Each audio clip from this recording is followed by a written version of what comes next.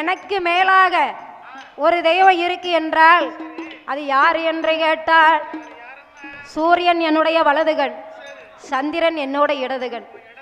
ஆமா என்று ஆதிபராசக்தி இடத்திலே பகவான் சொன்னபோது ஆதிபராசக்தி பார்த்தாள், பகவானே பரம்பொருளே, அதாவது இரவு எதற்காக வருகிறது, பகல் எதற்காக வருகிறது என்று பகவானிடத்திலே கேட்கின்றார். பகவான் என்ன சொல்லுகிறார் பாருங்களேன்னா, ஒன்னு ஒன்னாண்டே உடையவன்,